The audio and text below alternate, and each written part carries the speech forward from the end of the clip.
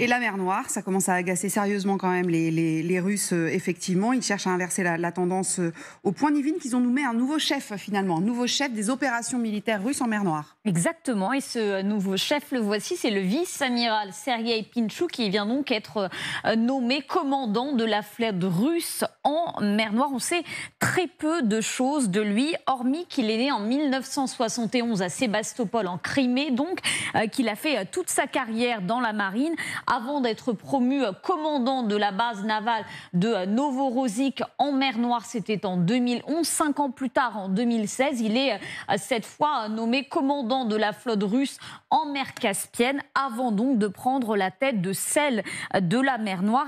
Il succède ainsi à Viktor Sokolov, dont Kiev avait affirmé, souvenez-vous, en septembre dernier, l'avoir tué. Kiev avait annoncé sa mort avant finalement que l'homme ne refasse son apparition dans une réunion en visioconférence. On s'en souvient bien évidemment, mais dès le mois de février, le Moscow Times et plusieurs mille blogueurs annonçaient déjà le limogeage de Viktor Sokolov après l'attaque du César Kunikov, qui est, je vous le rappelle, un navire de débarquement russe qui avait été coulé le 14 février dernier au large de la Crimée, après avoir été visé par des drones navals. Depuis, qui avait également détruit un autre navire, le Konstantinsky-Olansky. C'était cette fois le 23 mars. C'était un navire qui appartenait à l'Ukraine il y a 10 ans de cela.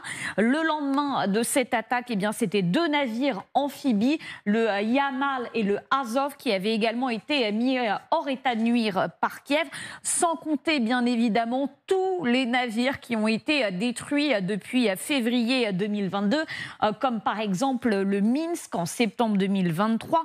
On se souvient également du Saratov. Cette fois, c'était plus récemment, c'était en mars 2022. Non, c'était au tout début de la guerre, en mars 2022.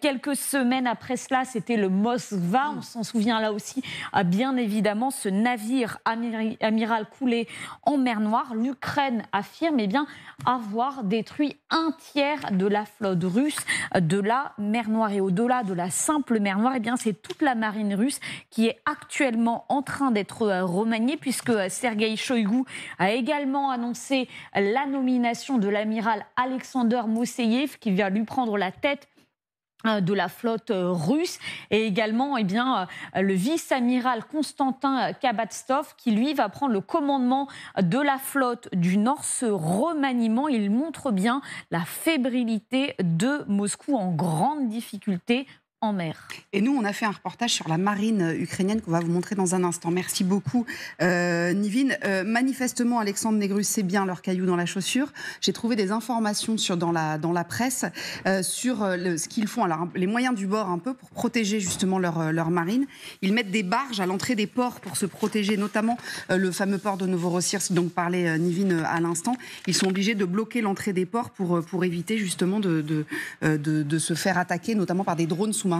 Non, effectivement, si vous voulez, l'Ukraine, elle emploie toutes les méthodes possibles pour repousser les forces russes, mais il faut aussi préciser que l'Ukraine utilise des armes de précision, des nouvelles technologies, des armes modernes. C'est-à-dire, dans la guerre électronique, elle a aussi certains avantages par rapport à la Russie. Elle utilise des systèmes sans pilote. Et donc, ça lui permet de frapper aussi avec précision et dans la profondeur. Et c'est aussi l'enjeu d'une guerre, d'être en capacité de frapper dans la profondeur. Et comme je le disais tout à l'heure, c'est assez significatif que l'Ukraine ait réussi à reprendre ses exportations de céréales, ce qui est absolument fondamental pour son économie de guerre. Et en définitive, elle est en train de repousser la Russie dans les confins de la mer Noire orientale. Et j'aimerais souligner aussi la nature des navires qui ont été détruits ou coulés par les Ukrainiens. Ce sont majoritairement des bâtiments qui servent à faire de la projection de puissance. Navires de débarquement amphibie, navires de ravitaillement. Du coup, la capacité pour la Russie de menacer directement les côtes du côté d'Odessa sont devenues quasi nulles. Eh oui, c'est ça. L'autre question que je me pose, c'est comment est-ce que la Russie va faire maintenant pour remplacer les pertes en navires ? Parce que je ne sais pas s'ils pourront passer les détroits turcs. En tout cas, en ce moment, ce serait extrêmement compliqué. Ils ne vont pas construire d'autres bateaux. Après, ils peuvent en construire, mais ça prend du temps. Ça prend du temps et puis surtout, ils sont les premiers visés. Et alors, puisque vous parlez des débarquements et des voies de navigation, etc., il y a autre chose, c'est qu'ils assument absolument, les Ukrainiens, de vouloir à nouveau taper le pont de Kerch. C'est toujours le gros objectif. Alors, on sait que Vladimir Poutine a anticipé avec une voie ferrée, etc., qui passe le long de la côte, mais c'est toujours le gros objectif aussi. Hein. Donc, ça, c'est le Guardian qui nous le dit. Quand vous parlez de du réassort, je ne sais pas comment on dit, de la flotte russe, peut-être faut-il mettre ça en rapport avec la mise en garde assez solennelle de Joe Biden à Xi Jinping en lui disant ne vous mêlez pas, ne fournissez pas d'aide à la Russie. Or, on sait que les Chinois sont très forts pour construire en ce moment, je ne me rappelle plus les chiffres, je suis sûre que vous, messieurs, vous le savez mieux que moi, construire des bâtiments à un rythme incroyable. Oui. Ils pourraient donc éventuellement être tentés d'en céder quelques-uns à leurs alliés russes. Et je pense que c'est pour ça que le président Biden... Ça... Parce que pour le coup, je ne sais pas. En pièces détachées, oui, c'est ça. Il se fout de moi. Mais non, mais parce qu'effectivement, il n'y a pas. Alors, les détroits, ils sont contrôlés. Hein. Il me semble qu'il doit y avoir quand même quelque chose autour de ça, via la Corée du Nord éventuellement, etc. Alors, il faut quand même, ce dont on a rarement parlé à ma connaissance, il y a quand même le système des 5 mers qui existent, qui, par des canaux fluviaux, vont de la Baltique à la mer Noire, à la Caspienne et 2 autres mers, et par lesquels qui sont des canaux à eau profonde, qui permettent finalement d'amener des navires, pas de grand tonnage, mais des types patrouilleurs. Et Shoigu vient de l'annoncer, la fabrication de patrouilleurs pour la mer Noire, qui peuvent effectivement être envoyés vers la mer Noire. Mais ils passent par quel territoire ? C'est les territoires russes, ce sont les 5 systèmes, c'est un système de canaux qui vient du nord au sud et à l'est, dans lesquels, effectivement, canaux à eau profonde, c'est le système des 5 mers. Ah bah on a trouvé voilà. la thématique de Nivine pour demain. Non, mais c'est hyper intéressant. Le général, ce sont des navires de faible tonnage. Oui, de faible tonnage. Ce qui est écoulé, donc ce sont des patrouilleurs. Or, qu'est-ce qu'on demande aujourd'hui en mer Noire ? Pas forcément des gros bateaux, vu qu'ils deviennent vulnérables et qu'ils ne pourront pas passer effectivement par le détroit du Bosphore. Donc les capacités navales, malgré... J'étais un peu surpris de voir le nombre de navires dont on nous parlait par rapport à ce qui était avant la guerre. Donc il y a bien des navires qui arrivent à passer à un moment donné. Et ils passent par où ? Par là, puisque les mers sont interconnectées. Alors ça, Nivine, qui doit être à la rédaction en train d'écouter l'émission, on va pouvoir passer là-dessus pour demain si ça l'intéresse, parce que franchement, je trouve ça très intéressant. Moi, je voulais qu'on fasse un point aussi sur la marine ukrainienne. On a très souvent dit qu'elle était quasi inexistante, qu'ils avaient réussi à bouter plus ou moins les Russes hors de la mer Noire sans avoir de marine. Eh bien, manifestement, pas complètement. On parlait des jeunes tout à l'heure en Ukraine. Les jeunes qui vont être recrutés là vont pouvoir servir dans cette arme-là. Figurez-vous que les missions en général de la marine ukrainienne, que ce soit en mer Noire ou sur le Dniepr, sont confiées, a priori, en temps normal, aux forces spéciales. Manifestement, elles forment maintenant ces hommes à la plongée pour pouvoir monter de nouvelles opérations. Vous allez voir que notre équipe, on était avec Hélène Bonnet tout à l'heure, avec Camille Souhaut à l'image et avec son fixeur Oleksiy Kononenko, ils ont pu suivre l'un des tout premiers entraînements d'un bataillon de reconnaissance des hommes à qui on apprend par exemple la plongée sous-marine. Regardez. Ces militaires nous ouvrent les portes d'un entraînement inédit. Ils sont les premiers marines ukrainiens à se former à la plongée dans un lieu tenu secret. La mission aujourd'hui, c'est de nager dans cette direction, revenir et de terminer la formation en simulant une fuite d'air dans votre équipement. Apprendre à faire face aux imprévus, rien d'inhabituel pour ce bataillon spécialisé dans des missions de reconnaissance. Mais pour se déplacer sous l'eau, il faut apprivoiser de nouveaux équipements. Confortable, je ne dirais pas ça, mais c'est très lourd. C'est un masque neuf, je viens tout juste de le recevoir. Avant de l'utiliser, il faut brûler le verre pour retirer la buée. Plonger dans une eau à 6 degrés. Sous la surface, pas de scénario militaire. Ces débutants doivent d'abord trouver leurs repères, se déplacer en binôme et maîtriser le stress. Denis est une nouvelle recrue. Après avoir combattu 2 ans dans les tranchées, il est entré dans la marine et s'est porté volontaire pour ce stage. Les connaissances tactiques nous permettent de survivre sur le champ de bataille.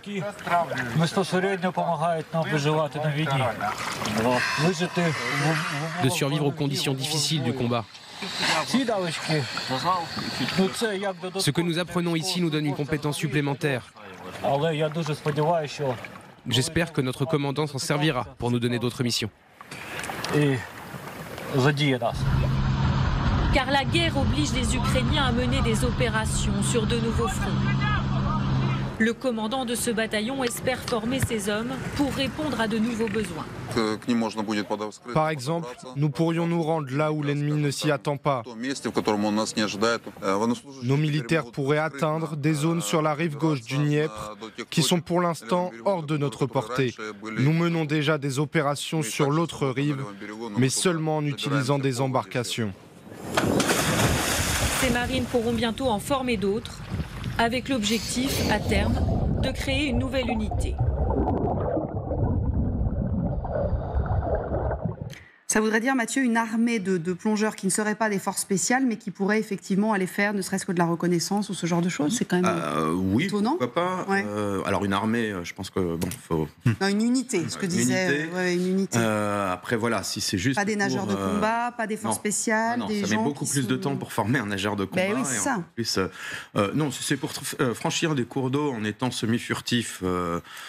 D'accord, mais voilà, ça ne peut pas. Ça ne peut pas constituer une force d'invasion. Non. Mais c'est pas comme ça que c'est vendu, hein, manifestement. Non. C'est vraiment pour faire de la reconnaissance, manifestement. Oui, mais après voilà, si on forme des hommes, il faut faire des petites opérations coup de poing éventuellement. Là, ça devient quand même plus compliqué, puisqu'il y a des changements de milieu, etc. Puis, il faut se débarrasser de l'équipement, de plongée, reprendre son fusil d'assaut éventuellement. Enfin, ce sont des procédures compliquées. Si c'est juste regarder ce qu'il y a à proximité des côtes, je ne vois pas pourquoi on aurait besoin d'autant de nageurs. Des plongeurs dans l'armée française, ils sont forcément soit nageurs de combat, soit... Enfin, voilà, où il y a effectivement... Il y a une catégorie dans l'armée de terre qui est sur des plongeurs d'aide au franchissement. Ouais. C'est-à-dire justement pour les cours d'eau, et notamment pour permettre aux blindés de franchir avec toutes les mesures de sécurité. Oui, pour installer les ponts, enfin les barges. Non, ils reconnaissent les berges et puis éventuellement pour sauver les équipages. Alors maintenant, les détails des missions, je ne les connais pas. Mais en revanche, ce n'est pas des missions de combat, c'est une mission d'aide au franchissement. Donc c'est la différence. Maintenant, pourquoi pas faire de la reconnaissance. Quand on pense au Dniepr, finalement, pour les Ukrainiens, c'est extrêmement intéressant, finalement, d'avoir des plongeurs capables sur la durée. Parce que les plongeurs, ils ne vont pas nager peut-être des kilomètres et des kilomètres. Ça veut dire aussi qu'il faut des moyens d'accompagnement aussi. Mais là, sur des cours d'eau comme ça, je pense que ça peut être intéressant. Mais ce que vous avez dit il y a quelques instants, c'est du renseignement. C'est on infiltre des gens qui vont dire est-ce qu'on peut passer par là, est-ce qu'on peut passer par là. Les coups de main commando, j'y crois pas trop, mais on ne sait jamais. L'imagination peut arriver. Et d'autant que les berges du Dniepr ont sans doute été sacrément, enfin que la physionomie a dû changer déjà depuis que le barrage de Novakakovka avait lâché, puisque ça a été inondé pendant des mois et des mois. Donc qu'est-ce que vous en pensez? Alors, en tout cas, ça me semble assez évident que la formation de ces hommes vise à avoir un appui technique, logistique supplémentaire, mais certainement pas pour aller plus loin à ce stade. Déjà, je crois qu'on ne nous montrerait pas des hommes formés à des missions commando plus abouties. Mais en tout cas, pour gagner une guerre, pour repousser l'ennemi, ça se joue sur terre, dans les airs et en mer. Et là, il y a besoin d'appui technique et logistique supplémentaire. Et je crois que c'est tout à fait l'objectif assumé de... Et on sait que le sous-marin est un vrai problème pour les Russes, le drone sous-marin et même les drones de surface qu'ils ont adaptés, les Ukrainiens, pour leur permettre de plonger. Ils peuvent plonger de façon intermittente pour éviter l'interception. La guerre sous-marine aussi, elle est évidemment extrêmement intense.